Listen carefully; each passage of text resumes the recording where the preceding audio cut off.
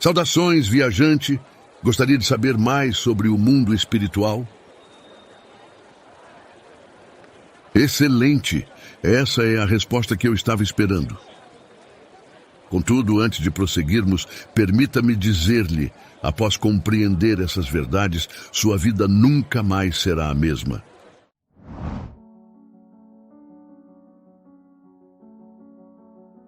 A relação do mundo visível com o invisível, o ministério dos anjos de Deus, a operação dos espíritos maus, acham-se claramente revelados nas Escrituras e inseparavelmente entretecidos com a história humana.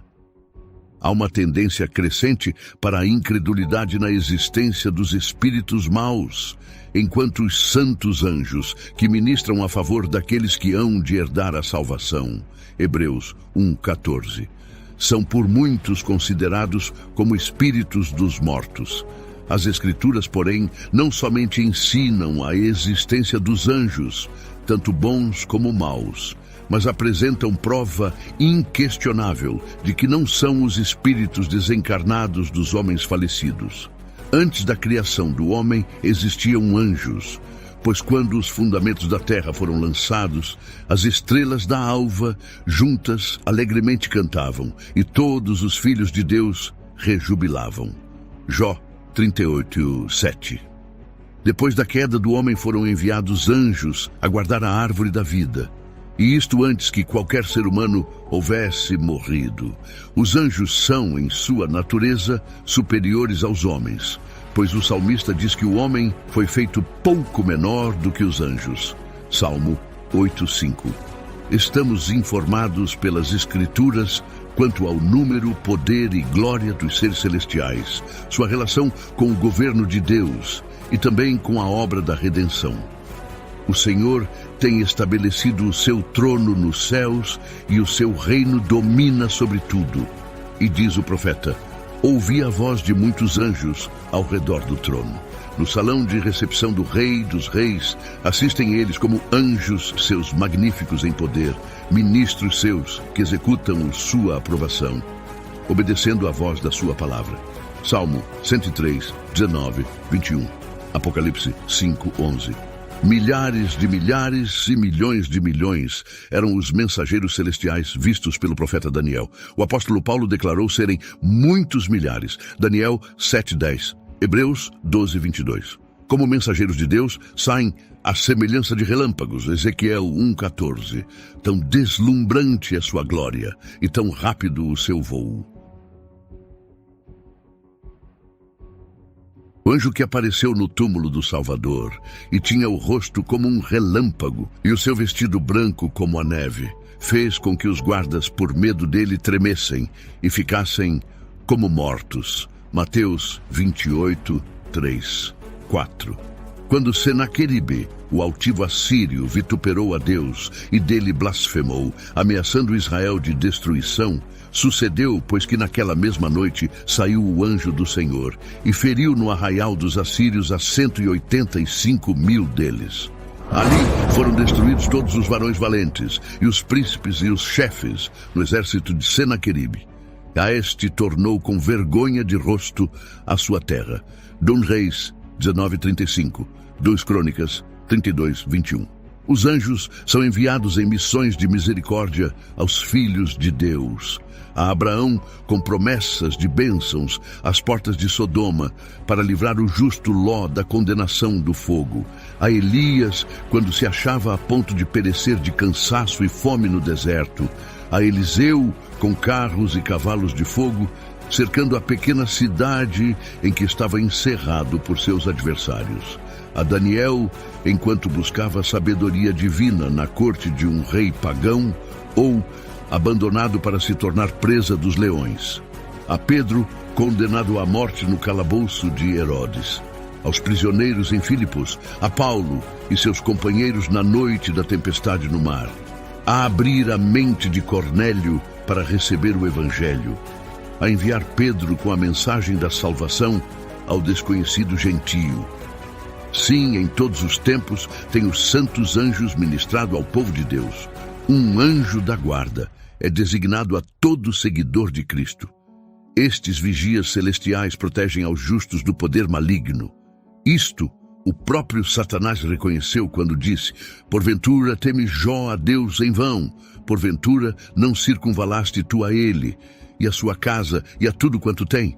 Jó 1:9, 10.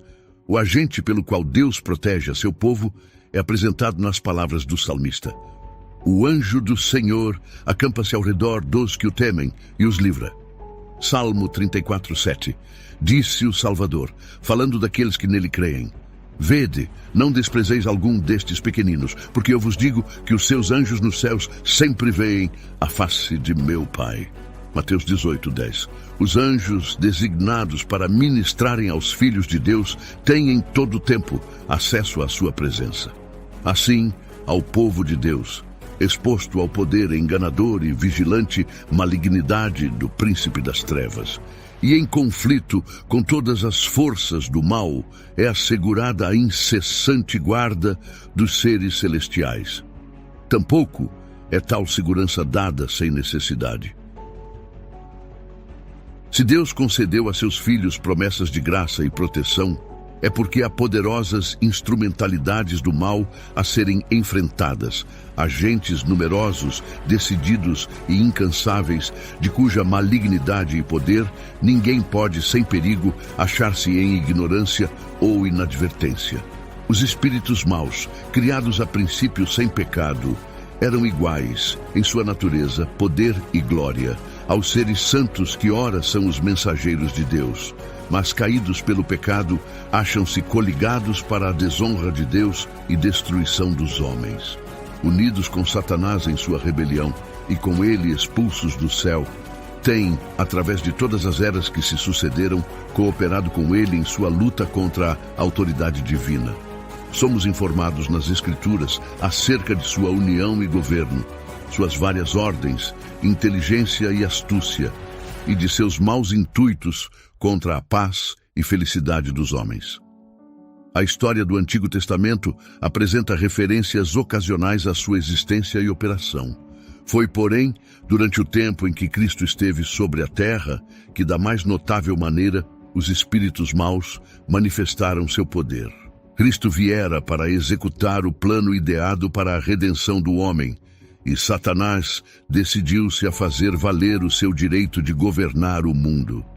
Fora bem-sucedido ao estabelecer a idolatria em toda parte do globo, exceto na terra da Palestina.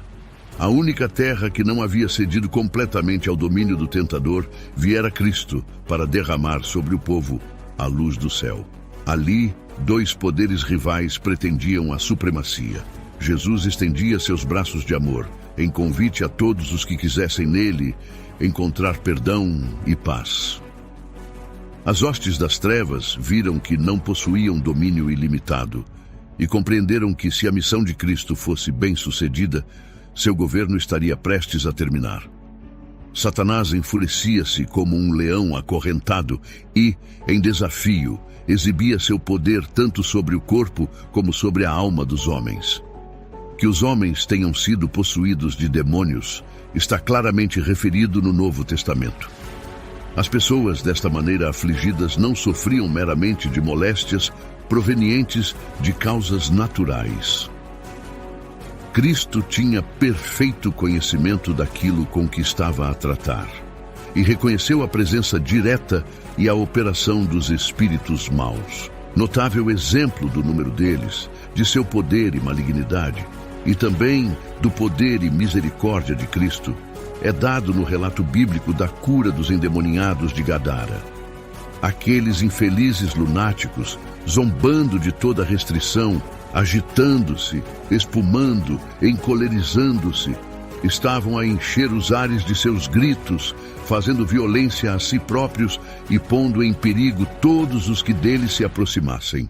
Seu desfigurado corpo a sangrar, a mente transtornada, apresentavam um espetáculo que comprazia ao príncipe das trevas. Um dos demônios que dirigia os padecentes declarou: Legião é o meu nome, porque somos muitos. Marcos 5:9. No exército romano, a legião compunha-se de 3 a 5 mil homens. As hostes de Satanás são também arregimentadas em companhias, e a simples companhia a que pertenciam esses demônios contava não menos que uma legião. Ao mando de Jesus, os anjos maus afastaram-se de suas vítimas, deixando-as calmamente sentadas aos pés do Salvador, submissas, inteligentes e dóceis. Mas aos demônios foi permitido varrer para o mar um rebanho de porcos. E para os habitantes de Gadara, a perda disto sobrepujou as bênçãos que Cristo conferira, e pediram eles ao médico divino que se retirasse. Este, o resultado que Satanás intentava obter. Lançando sobre Jesus a culpa de seu prejuízo, suscitou os temores egoístas do povo, impedindo-o de escutar suas palavras. Satanás acusa constantemente os cristãos como causa de prejuízo, desgraça e sofrimento, em vez de consentir que a censura recaia onde compete, sobre si mesmo e seus anjos. Os propósitos de Cristo não foram, porém, subvertidos. Permitiu que os espíritos maus destruíssem a manada de porcos, como reprovação àqueles judeus que, por amor do ganho, estavam a criar tais animais imundos. Não houvesse Cristo restringido os demônios e teriam arrastado para o mar não somente os porcos, mas também seus guardadores e possuidores. A preservação dos que os guardavam bem como dos seus donos foi unicamente devida a seu poder, misericordiosamente exercido para o livramento deles. Demais, foi permitido que esse acontecimento ocorresse a fim de que os discípulos pudessem testemunhar o poder cruel de Satanás, tanto sobre o homem como sobre os animais. O Salvador desejava que seus seguidores conhecessem o adversário que tinham de enfrentar, para que não fossem enganados e vencidos por seus ardis. Era também sua vontade que o povo daquela região contemplasse seu poder de quebrar o cativeiro de Satanás e libertar seus cativos. E ainda que o próprio Jesus se retirasse, os homens tão maravilhosamente libertos ficaram para declarar a misericórdia de seu benfeitor. Ninguém se acha em maior perigo da influência dos espíritos maus do que aqueles que, apesar dos testemunhos diretos e amplos das Escrituras, negam a existência e operação do diabo e seus anjos. Enquanto estivermos em ignorância no que respeita a seus ardis, têm eles vantagem quase inconcebível. Muitos dão atenção às suas sugestões, supondo, entretanto, estar seguindo os ditames de sua própria sabedoria. É por isto que, aproximando-nos do final do tempo, quando Satanás deverá trabalhar com o máximo poder para enganar e destruir, espalha ele por toda parte a crença de que não existe